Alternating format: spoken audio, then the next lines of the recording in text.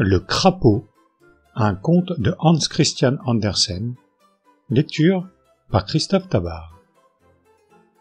Le puits était très profond et par conséquent la corde était longue qui servait à monter le seau plein d'eau. Quand ce seau arrivait jusqu'à la margelle, on avait bien du mal à l'y poser, tant le vent était violent.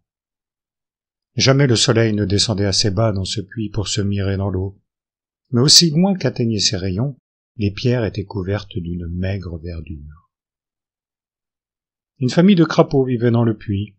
Ils étaient nouveaux venus, puisque c'est la vieille grand-mère, encore vivante, qui y était arrivée, la tête la première. Les grenouilles vertes, établies là depuis bien plus longtemps, et qui nageaient de tous côtés dans l'eau, les considéraient comme des invités de passage, mais voyaient bien qu'ils étaient un peu de leur espèce. Les crapauds avaient décidé de rester là. Ils se plaisaient à vivre au sec, comme ils disaient les pierres humides. La mère crapaud avait fait un vrai voyage, et elle s'était trouvée justement dans le seau au moment où quelqu'un le remontait.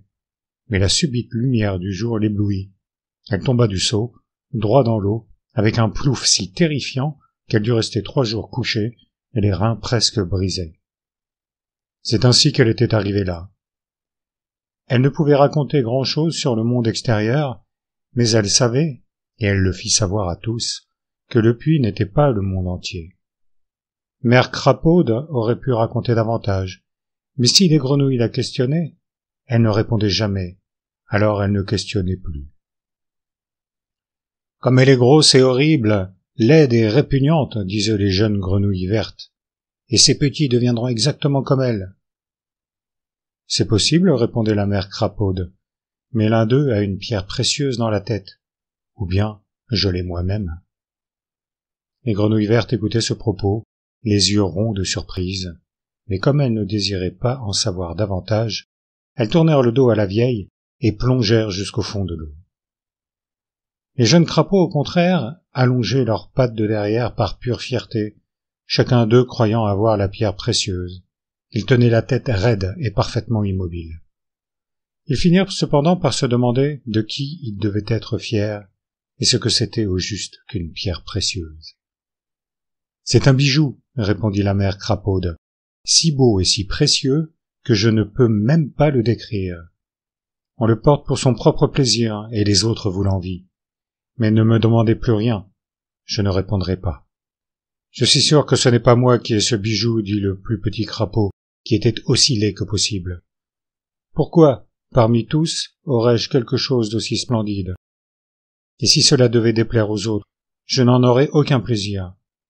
Non, tout ce que je désire, c'est seulement de pouvoir un jour monter jusqu'à la margelle du puits et regarder au dehors. Ce doit être magnifique. « Reste bien tranquille où tu es, répliqua la vieille. Tu connais le coin, et sais ce qu'il vaut. Prends bien garde au seau, il pourrait t'écraser. Et si tu réussis à y entrer, tu peux en retomber et tout le monde n'a pas comme moi la chance de survivre à une pareille chute avec ses 4 membres entiers et tous ses œufs. »« Couac !» dit le petit, ce qui répond à « Oh oh !» Il avait un immense désir d'être assis sur la margelle du puits et de regarder au dehors, et une vraie nostalgie de la verdure de là-haut. Le lendemain matin, comme on remontait le seau plein d'eau, le seau, par hasard, s'arrêta un instant juste devant la pierre sur laquelle était assis le petit crapaud. Celui-ci trembla, mais sauta dans le seau et tomba tout au fond. En haut du puits, il fut vidé en même temps que l'eau. « Quelle horreur !» cria un garçon qui se trouvait là. « Je n'en ai jamais vu d'aussi laid. » Et il lui allongea un coup de sabot. Le petit crapaud aurait été complètement écrasé s'il ne s'était vite caché au milieu des hautes orties. Il était assis là et regardait les tiges serrées, et il regardait aussi vers le ciel.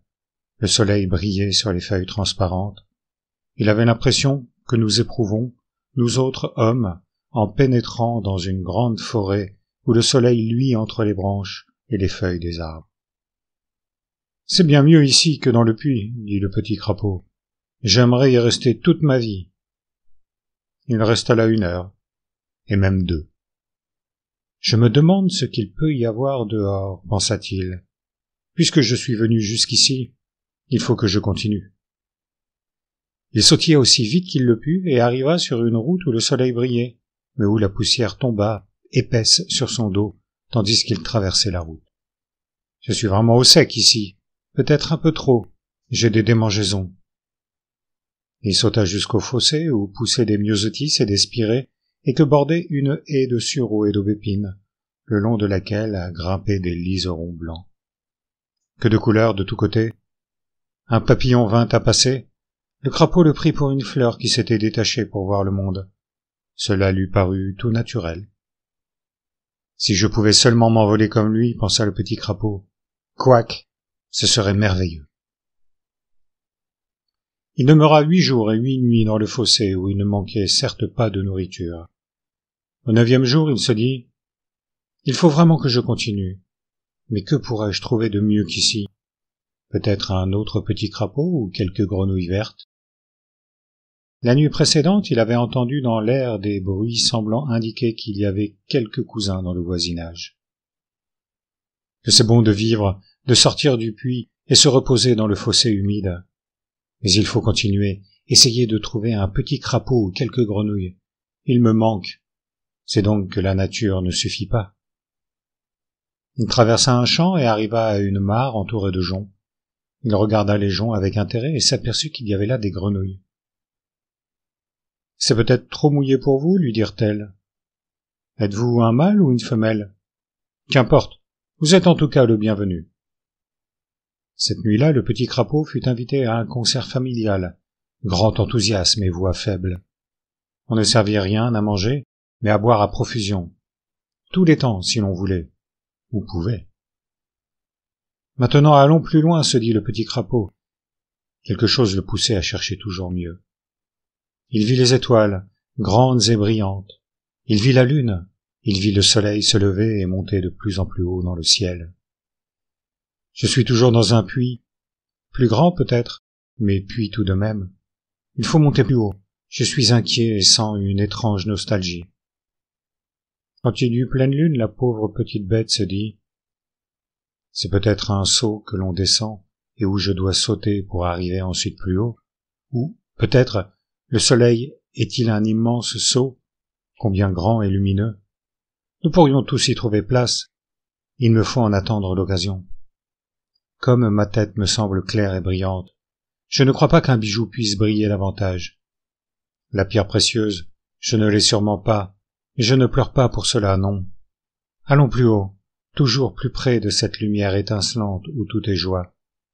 J'en ai un grand désir et en même temps de l'effroi. C'est un immense pas que je me prépare à faire, mais il est nécessaire. En avant, droit vers la route. Il fit quelques pas à sa manière d'animal rampant et se trouva sur la route. Des gens vivaient là. Il y avait des jardins fleuris et des potagers. Il se reposa devant un carré de choux. Quelle variété de créatures que je n'ai jamais vues. Comme le monde est grand et beau. Mais il faut le parcourir et ne pas rester à la même place. Et il sauta dans le carré de choux. Que c'est beau! Je le sais bien, dit une chenille verte couchée sur une feuille de chou. Ma feuille est la plus large de toutes. Elle cache la moitié de l'univers, mais je me passe fort bien de cette moitié-là. Des poules arrivaient et couraient dans le potager. La première avait bonne vue. Apercevant la chenille sur la feuille, elle lui donna un coup de bec. La chenille tomba à terre, où elle se tortillait. La poule l'examina de côté, d'abord un œil, puis de l'autre, car elle ne savait ce que signifiaient ces contorsions.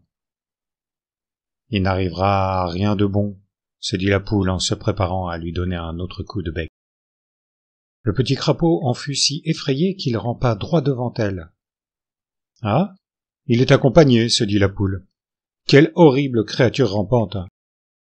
Et elle s'en alla, disant « Ces petites bouchées vertes ne m'intéressent pas, cela ne fait que vous chatouiller dans la gorge. » Les autres poules furent du même avis, et toutes s'en allèrent. « M'en voilà débarrassé, dit la chenille. Heureusement, j'ai de la présence d'esprit. Mais comment vais-je remonter sur ma feuille? Où est-elle? » Le petit crapaud s'approcha d'elle pour lui exprimer sa sympathie et lui dire qu'il était tout heureux d'avoir chassé la poule par sa laideur. « Que voulez-vous dire? Demanda la chenille. « Je m'en suis débarrassé moi-même en me tortillant. » Vous êtes vraiment affreux à regarder.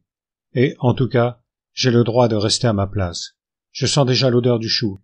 Voici ma feuille. Rien n'est plus beau que ce qui vous appartient. Mais il faut que je monte plus haut. Oui, plus haut, dit le crapaud. Elle a les mêmes sentiments que moi, mais elle n'est pas de bonne humeur aujourd'hui. Ce doit être le choc. Nous souhaitons tous monter plus haut. Le père Cigogne était debout dans son nid sur le toit du paysan et claquait du bec. La mère Cigogne également. Comme ils habitent haut, pensa le crapaud. Pourrait-on monter si haut? Deux jeunes étudiants vivaient à la ferme. L'un était un poète et l'autre un naturaliste. L'un chantait dans ses écrits toutes les créations de Dieu qui se reflétaient dans son cœur.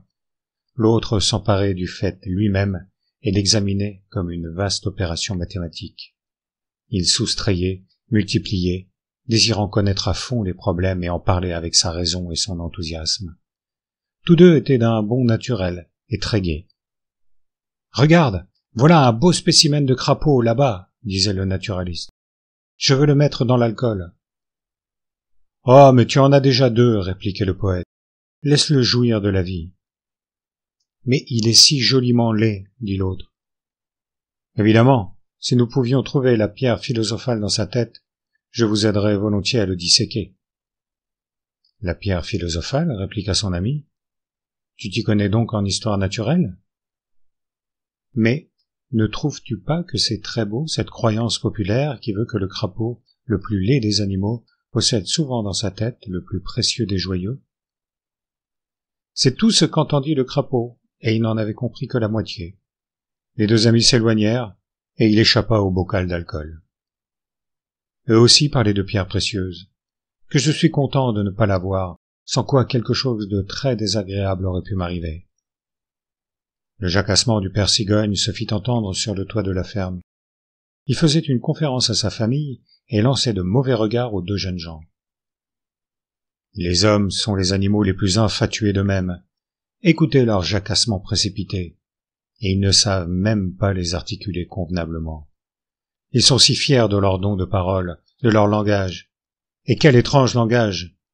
À quelques jours de vol d'une cigogne, ils ne se comprennent plus les uns les autres. Nous, au contraire, nous pouvons nous faire comprendre partout, même en Égypte. Et ils ne savent même pas voler. Pour voyager un peu vite, ils ont inventé ce qu'ils appellent le chemin de fer. Et souvent, ils y sont blessés. J'ai des frissons le long du corps et mon bec commence à trembler quand j'y pense. Le monde pourrait très bien durer sans les hommes. Il ne nous manquerait certes pas, aussi longtemps que nous aurons des vers de terre et des grenouilles. Voilà un beau discours, pensa le petit crapaud. Quel grand homme, et comme il siège haut, et comme il nage bien, s'écria-t-il quand le père Cigogne étendit ses ailes et s'élança dans les airs. La mère Cigogne se mit alors à parler à ses petits dans le nid du pays appelé Égypte, des eaux du Nil, et de tous les magnifiques marais que l'on trouve dans ce pays lointain. Tout ceci était nouveau pour le petit crapaud et l'intéressait vivement. « Il faut que j'aille en Égypte, dit-il. Si seulement la cigogne ou l'un des petits voulait bien m'emmener, je lui ferai une politesse le jour de ses noces. N'importe comment, je trouverai moyen d'aller en Égypte. Que je suis heureux. Le désir que j'éprouve rend certainement plus heureux que la pierre précieuse dans la tête. » Et c'était justement lui qui avait le joyau, l'éternel désir de s'élever plus haut, toujours plus haut. Il rayonnait de joie et d'amour de la vie. À ce moment, le père Cigogne descendit en vol plané. Il avait aperçu le crapaud dans l'herbe, et il se saisit de lui sans aucune douceur. Il serrait le bec, ses grandes ailes battaient avec bruit. Ce n'était pas du tout agréable. Mais le petit crapaud savait qu'il montait très haut, vers l'Égypte, et c'est pourquoi ses yeux brillaient et lançaient des étincelles. Couac! Couac! Mort était le petit crapaud. Et que devenaient les étincelles? Les rayons du soleil emportèrent le joyau qui était dans la tête du petit animal.